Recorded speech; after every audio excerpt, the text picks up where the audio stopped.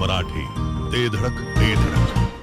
घरगुती जेवण असो किंवा तुमच्या पार्ट्या, लाकडी घाण्यातील शुद्ध तेलापासून बनलेली नैसर्गिक चवीची स्पेशल चटणी तुमच्या जीवनाची चव द्विगुणितच करणार. गलाई व्यावसायिकांसह विदेशातील लोकांच्या जिभेला चटक लावणारी खताळ बंधू यांची ब्रँड ठरलेली ओम श्री गुरुमाऊली खमंग चटणी तसेच ग्रेव्ही आजच खरेदी करा. पत्ता खताळ बंधू, विट्याचा राजा कॉर्नर, महात्मा गांधी शाळेजवळ, विटा. संपर्क आपल्या स्क्रीनवर. सदाभाऊ खोत यांनी मानसिंगराव नाईक यांच्यावर घणाघाती टीकास्त्र सोडलंय. मानसिंगराव नाईक रोज काशीला जाऊन अंघोळ करून येतात. आम्ही सामान्य माणसांचा आवाज घेऊन रस्त्यावर फिरतोय. तुमच्यासारखं सोन्याचा चमचा घेऊन बोंबलत हिंडत नाही, असा जोरदार हल्लाबोल करत सदाभाऊ खोत यांनी राजकीय पटलावर मोठी खळबळ उडवून दिली आहे. काय आहे की कुणाला आम्हाने काय झालंय वाटतं म्हणण्यापेक्षा याने पहिलं आपलं घरात बघावं, बाहेरच्या शेजारच्या घरात हिने काही वाकून बघायचं काम नाही. गोपीचंद पडळकर सदाभाऊ खोत चळवळीतनं आला. या कुणाच्या काही माना मोडून आम्ही राजकारणामध्ये आलेलो नाही. आम्ही काही कारखान्याचं वजन काटं हाणून आम्ही ऊसाचं आम्ही राजकारणामध्ये आलेलो नाही. आम्ही काही रिकवरी चोरून साखर खाऊन आम्ही राजकारणामध्ये आलेलो नाही. आम्ही मळी चोरून दारूच्या बाटल्या तयार करून आम्ही राजकारणामध्ये आलेलो नाही. तर आम्ही लाट्या काट्या खाऊन घाम घालणाऱ्या शेतकऱ्याची बाजू घेऊन आम्ही तुरुंगवास भोगून मग आम्ही राजकारणामध्ये आलोया. तुमच्यासारखं मखमलीच्या पुलातनं जन्माला आलो नाही आणि सोन्याचा चमचा तोंडात घेऊन बोंबलत हिंडत नाही. आम्ही सामान्य माणसाचा आवाज घेऊन रस्त्यावर फिरतोया. त्यामुळं काविळे अमुक तमुक त्याच्यावर पण औषधं जी आली माहित आमच्याकडं, आम्हीच काविळीचं औषध देणार आहे. त्यामुळं आम्हाला कशाला काविळी होत्या, तुम्हाला झालं तर सांगा, औषध देतो म्हणा. हो, त्यांचा हस्तक्षेप या बँकेमध्ये अजिबात नाही. पण जीव पोपटाचा पिंजऱ्यातल्या पोपटाचा जीव त्या पिंजऱ्यात बसलेल्या पोपटात असतो. काय त्यांचा काही संबंध नाही, पण पिंजऱ्यातल्या पोपटात त्यांचा जीव आहे. संबंध आहे का नाही कळलं आता. नाही, या नोकरभरती प्रक्रिया घेणार आहे कारण की कोणत्या तरतुदीनुसार ही नोकरभरती उच्च न्यायालयात धाव घ्या, नाही तर सर्वोच्च घ्या, नाही स्वर्गात जाऊन घ्या जावा. काय आम्ही न्यायालयाला पटवून देऊ की 10 गुण हिने स्वतःकडे ठेवलेले होते आणि ज्याला वाटेल त्याला हे देणार होते. हे कोण लोकसेवा आयोगाचे अध्यक्ष आहेत होते का? MPSCचे त्या आयोगाचे हे काय अध्यक्ष होते का? ह्यांना 10 गुण देण्याचा अधिकार काय? आणि हे जर 10 गुण देणार असतील तर परीक्षा कशासाठी घेता? आम्ही न्यायालयामध्ये सांगू यांची मुदत संपलेली होती, 4 महिन्यावर निवडणूक आहे. दुसऱ्या बाजूला 10 संचालक अपात्र आहेत. ते रिझर्व्ह बँकेच्या तसा जार आहे. अपात्र असणारी माणसं, निवडणुकीची मुदत संपत आलेली आहे आणि स्वतःकडे 10 गुण विद्वान असल्यासारखं काही तुम्ही अभ्यास करता, तुम्ही पेपर लिहिणार होता. अरे रात्रंदिवस गोरगरिबाची लेकरं बाळं अभ्यास करतात आणि परीक्षाला बसतात, पास झालो तर नोकरी मिळेल आणि तुम्ही मात्र पर शीट माग लाखानं पैसे हाणता आणि गोरगरिबाच्या तोंडचा घास काढून घेता. आम्ही गोरगरीब विद्यार्थ्याला, अभ्यासू विद्यार्थ्याला न्याय मिळावा म्हणून खऱ्या अर्थानं या नोकर भरतीवरती स्थगिती आणली आहे. संचालक मंडळ जे आहे त्यातले भाजपाचे अनेक नेते आहेत, संचालक आहेत त्यामध्ये. तर पुढच्या वेळी या निवडणुकीच्या वेळी तुम्ही भाजप म्हणून या त्यांना पुन्हा संधी देणार का? आता कसं आहे, या बँकेत संचालक मंडळ कोण आहे मला माहित नाही, पण आले बाबाच्या घोवत कोणी आला तर ते एकच वाक्यात त्याचं उत्तर असेल, चोर चोर मावस भाऊन अर्ध अर्ध वाटून खाऊ. ते कुठल्या का पक्षात असेना ते, पण हे मावस भाव आहेत, हे वाटण्यासाठी एकत्रित झाले. आम्हाला ही बँक वाचवायची आहे आणि सर्वसामान्य माणसाला या बँकेच्या माध्यमातून दिलासा द्यायचा आहे. सावकारकीच्या पाशातून मुक्त करायचं आहे. ग्रामीण भागातल्या तरुणाला रोजगार उभा जर करायचा असेल तर उद्योगधंद्याला कर्ज या बँकेतून सर्वसामान्य तरुणाला मिळाला पाहिजे, ही आमची भूमिका आहे. जे आजी माजी संचालक आहेत ज्यांच्यावर भ्रष्टाचाराचे आरोप तुमच्याकडून करण्यात आलेले आहेत, तुम्ही असेल पडळकर असेल, तर त्यांना पुढच्या वेळी भाजपाकडून त्या ठिकाणी उमेदवारी देण्याबाबतचं किंवा मुख्यमंत्र्यांकडे या गोष्टी असं आहे, कोणी कुणाला उमेदवारी द्यायची, कुणी उभा राहायचा हा सहकारामध्ये त्याचा वैयक्तिक प्रश्न आहे. आम्ही ही गटारगंगा साफ करायला निघालोय. आमच्याबरोबर कोण साफ करायला येतंय त्याला आम्ही बरोबर घेऊ.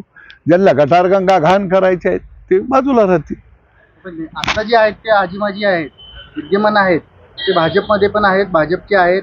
आता उपाध्यक्ष असतील, संचालक असतील. जहाज बुडायला लागलं की उंदीर पळायला लागते. ते आता हे जहाज बुडत आहे, त्यामुळे कुठल्याही पक्षाचे असून ते पळत सुटलेले आपल्याला दिसते. पण भाजपकडून त्यांना पुन्हा उमेदवारी मिळेल का? ते उमेदवारी काय आहे, निवडणूक लागेल त्यावेळी बघू. काय लक्षात आलं का? आम्ही जनतेनं ठरवायचं की कुणाला निवडून द्यायचं, किंवा जे सभासद आहेत बँकेचे त्यांनी ठरवायचंय. मानसिंग भाऊनी सांगितले भ्रष्टाचार झाल्याचं सिद्ध केल्यास मी राजीनामा देतो. मात्र नाही, मानसिंग भाऊ रोज जाऊन काशीला आंघोळ करून येतील, भगवे कपडे घालून पूजा अर्चा करत बसली ती. काय एवढा शुद्ध माणूस जगाच्या पाठीवर पहिल्यांदा तोच बिचारा मला भेटला. बरं झालं असा एखादा तरी आहे माणूस. मग त्यांचं म्हणणं आहे की तुमच्या आणि गोपीचंद पडळकरांच्या पोटात का दुखते याचा शोध घेतला पाहिजे. काय झालंच नाही, कावेळ झाली आहे जयंत पाटील नावाची. काय आहे त्यांना म्हणावं, आमच्या पोटात का दुखते?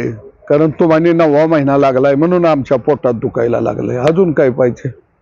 सांगली जिल्हा मध्यवर्ती बँकेच्या नोकर भरतीला सहकार विभागानं या राज्याच्या मुख्यमंत्र्यांनी स्थगिती दिलेली आहे. कारण ही नोकर भरती जी होणार होती ती पारदर्शक पद्धतीने निश्चितपणानं होणार होती. या नोकर भरतीमध्ये 10 गुण देण्याचा अधिकार हा बँकेला, संचालक मंडळाला आणि चेअरमनला स्वतःकडे ठेवलेला होता. म्हणजे जे होतकरू अभ्यासू मेहनती विद्यार्थी अभ्यास करून पास होणार होते त्या विद्यार्थ्यांना नापास करण्याचं कटकारस्थान 10 गुणाच्या माध्यमातून यांच्या हातामध्ये होतं. म्हणजे पास होणाऱ्याला नापास करायचा आणि नापास होणाऱ्याला पास करायचा. एखाद्या विद्यार्थ्याला 80 गुण पडलं, दुसऱ्याला 85 पडलं, तर 80 पडलेला यांच्या जवळचं 10 गुण दिलं की तो 90 झाला, तो पास झाला. म्हणजे याच्यातून, या नोकर भरतीतून किमान 150 कोटी रुपयाचा भ्रष्टाचार या ठिकाणी होणार होता. म्हणजे नोकर भरतीचा सांगली जिल्हा मध्यवर्ती बँकेमध्ये बाजार मांडलेला होता आणि त्यांचा बाजार उठवायचं काम खऱ्या अर्थानं आम्ही या ठिकाणी केलेलं आहे. आणि म्हणून आम्ही सरकारकडे आता मागणी केलेली आहे, लवकरात लवकर बँकेवरती प्रशासक नेमावा. आणि यांनी कशा पद्धतीनं कर्ज वाटपामध्ये घोटाळा केलेले आहेत, अनियमितता केलेली आहे, कारण नसताना कर्ज दिलेले आहेत, अनेकांना कर्ज दिली आणि माफ केलेले आहेत, अनेकांची कर्ज थकीत असताना त्यांना कर्ज दिलेली आहेत. म्हणजे बँक म्हणजे आमची अल्ली बाबाची गुहा आहे आणि ती गुहा लुटण्याचा अधिकार अधिकृत आम्हाने आहे. अशा पद्धतीनं मनमान पद्धतीने ही बँक चालवली गेली. अनेक बोगस प्रकरणं या बँकेमध्ये कर्ज देण्यामध्ये केली गेलेली आहेत. आणि म्हणून प्रशासक आल्यानंतर आम्ही श्वेतपत्रिका काढायची मागणी करणार आहोत की जेणेकरून नेमकं कुणाला किती कर्ज दिलं, पूर्वी किती दिलं, आता किती दिलं, माफ किती केलं गेलं, गोठवलं कशा पद्धतीनं. कारण एकदा हा पर्दाफाश होणं गरजेचं आहे. कारण जिल्हा मध्यवर्ती बँक हे ग्रामीण भागाची अर्थवाहिनी आहे, रक्तवाहिनी आहे. पण ग्रामीण भागातल्या तरुणाला या बँकेच्या माध्यमातून काही कर्ज मिळालं नाही आणि उद्योगही उभा राहिला नाही. काही ठराविक लोकांनीच ही अल्ली बाबाची गुहा वाटून खाल्लेली आहे. कोण आहे ते वाटेकरी, कोण कोण आहे त्या गुहेत? पूर्वीचं संचालक मंडळ, आताचं संचालक मंडळ, चेअरमन, त्या बँकेचे महान विद्वान नेते राज्याचे, ते यांचे पाठीराखे आहेत. कारण त्यांनी सांगितलं अल्ली बाबाच्या गुहेत तुम्ही शिरा, तुम्ही चिंता करू नका, पण खाता खाता माझा बी हिस्सा बाहेर घेऊन या. ते महान नेत्याचा बी हिस्सा आणायचे आणि आपलं हिस्सा घेऊन घरला जायचे. कारण बँक जे सांगली जिल्हा मध्यवर्ती बँक म्हणजे या महान नेत्याची आणि त्यांच्या सगळ्या बगलबच्च्यांची जहागीरदारी झालेली होती. आणि ही जहागीरदारी संपवणारा एकच माणूस या महाराष्ट्रामध्ये आहे, त्याचं नाव आहे देवाभाऊ. आणि म्हणून मी नेहमी म्हणतो, देवाच्या काठीला आवाज नसतो पण झटका बसतो. खून प्रकरणाच्या आरोपींना मोक्का अंतर्गत कारवाई करावा प्रस्ताव सादर केला आहे. वेदांत बंडगर खून प्रकरणातील आरोपींवर नाही, वेदांत भटकर हे खून प्रकरणाच्या संदर्भामध्ये मी अंतिम आठवड्यामध्ये सभागृहामध्ये त्या विषयावरती मांडणी करणार आहोत. कारण मुळामध्ये जिल्ह्यामध्ये हा वेदांत बंडकर हा एकच झालेला खून किंवा एकच झालेलं ही मर्डर केस नाही आहे. अशा अनेक मर्डर केस या जिल्ह्यामध्ये पचवल्या गेलेल्या आहेत.